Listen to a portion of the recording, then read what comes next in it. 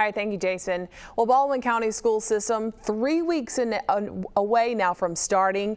Teachers reporting too. So to get ready for the new year, a week-long teachers conference wrapped up today with Superintendent Eddie Tyler meeting with all of the principals there. Our Hal Sherrick was there and to give us an idea of what the new year will look like. Baldwin County Schools Superintendent Eddie Tyler spent the day face-to-face with teachers and administrators as they get set for what they hope to be a normal school year. Students will also start the year face-to-face with in-classroom learning and no required face masks. Right now, unless government officials or of a higher power come down and say this will be mandated, the things that we get are suggestions and recommendations.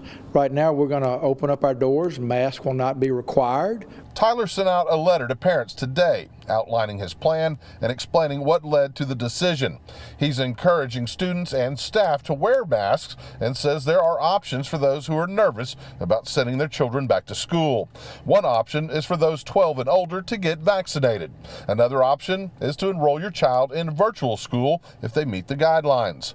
Tyler says he's aware of the increasing infection rate and where the state ranks with vaccinations. Last year's COVID sanitation protocols are now standard procedure in Baldwin County schools. Buses and cafeteria tables will be sanitized after every use. Social distancing is still being encouraged, but not enforced.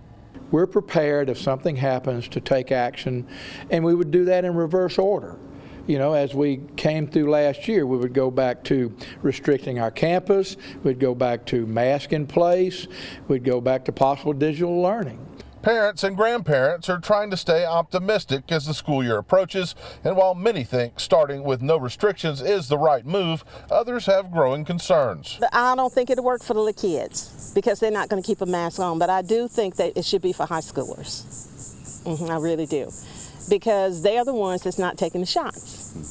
And I don't think you could trust the fact that people say that they had the shot.